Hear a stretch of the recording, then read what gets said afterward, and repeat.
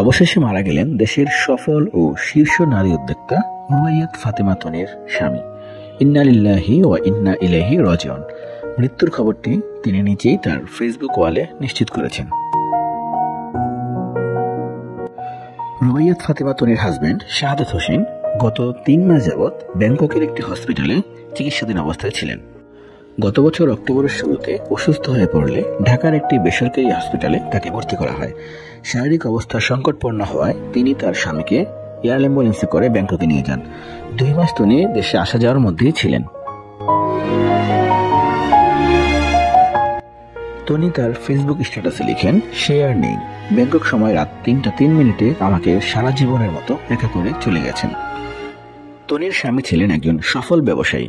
তার স্বামী শাহাদাত হোসেন 38 বছরের বড় হওয়ায় সবসময় তাকে সমালোচনার শিকার হতে হয়েছে।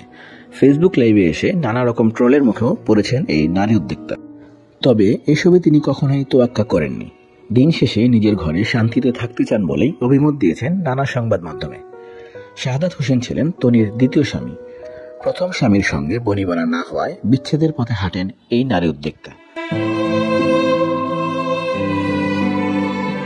পরবর্তীতে ভালোবেসে বিয়ে করেন এই অসমবয়সী ব্যবসায়ী শাহাদাতকে।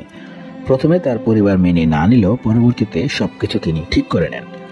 সোশ্যাল মিডিয়ায় বিভিন্নভাবে বুলিংয়ের শিকার হলেও নিজের সাহসী প্রচেষ্টায় একজন সফল উদ্যোক্তা এবং অন্যদের কর্মসংস্থান সৃষ্টিতে গুরুত্বপূর্ণ ভূমিকা পালন করেন এই নারী উদ্যোক্তা। দেশের মধ্যে বর্তমানে তার 12টি শোরুম রয়েছে। তবে তার এই যাত্রা মোটেও সহজ ছিল না। অনেক চড়াই উতরাই পেরিয়ে তিনি এখন ফ্যাশন হাউস সানরাইজ বাই তনির স্বত্বাধিকারী।